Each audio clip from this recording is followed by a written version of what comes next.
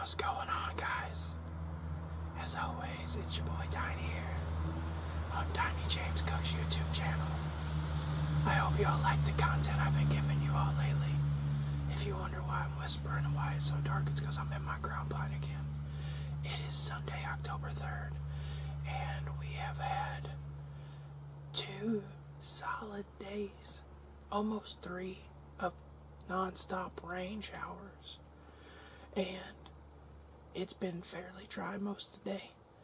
It's a little humid, not the most favorable conditions. If you look at my Deercast app, it shows that it's just okay this afternoon.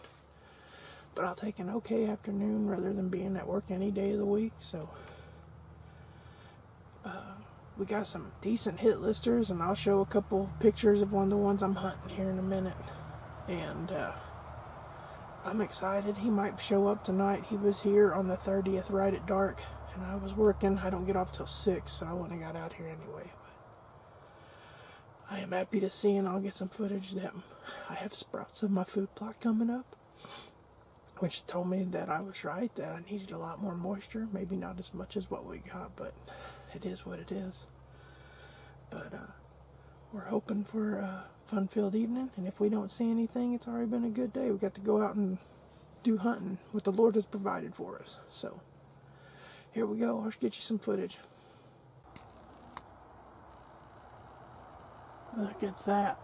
We got green coming up. That's my food plot that I put down. Some of the ground blind, but I got some sprouting up over there too. That's awesome.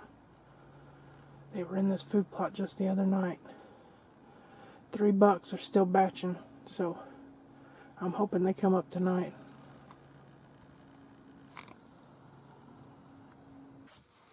Zach Morris timeout time. If you don't know what that means, 2 things. You're not as old as I am, and not as cool as I am.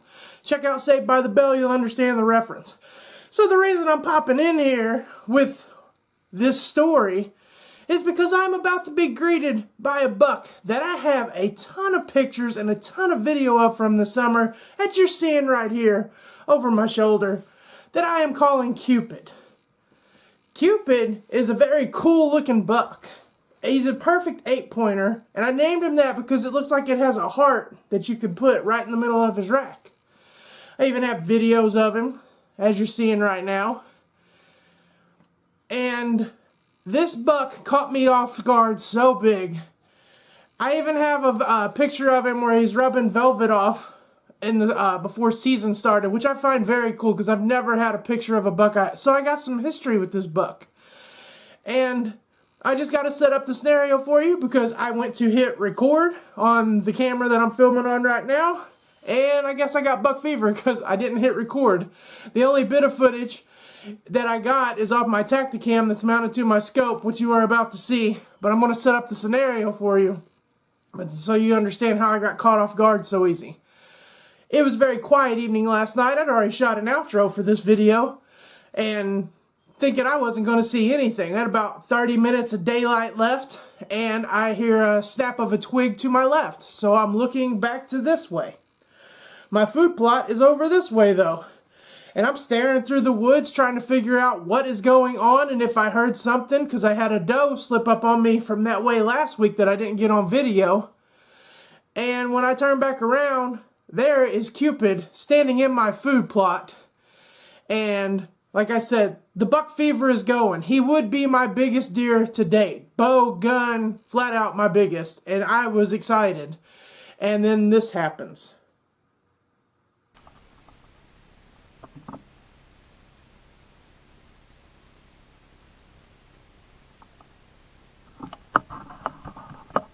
Matt?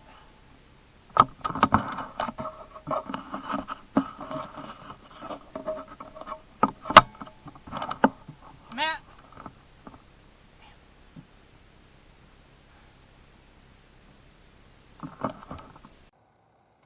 Okay, I just botched that so bad.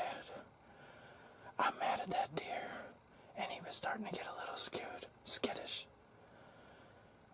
And I could not get the safety flicked up, and whenever it did, it was really loud and he took off. He didn't blow. He has a doe with him. They are still relatively close, so I'm hoping I can redeem myself and seal the deal. I have no idea if I got footage of that deer, but he was right in the middle of the food plot, so... Oh, we still got some light left. We'll see what happens, but other than that, wow.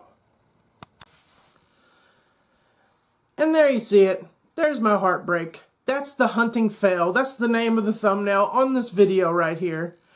And I'll make no excuses. I got buck fever. Flat out, got buck fever. He would have been my biggest kill to date. Bow, gun, does not matter. He would have been my biggest. And you hear some clicking going on because when I went to reach up and click the safety off, I went too far and touched the scope, and that would be the noise you hear. And when I went to flick the safety down, it was a lot louder than what I was hoping, probably because I was so excited I just flicked it down real quick.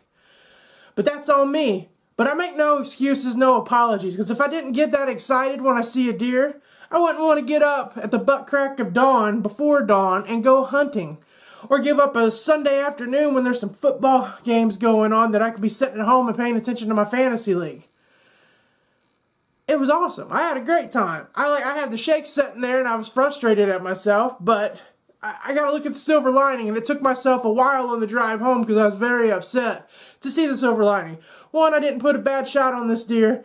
Two, I don't feel like I blew this deer spot up, and I had an awesome encounter with the deer I've had pictures of all year, and I may get another crack at him. We don't know. The season's still young. That was October 3rd.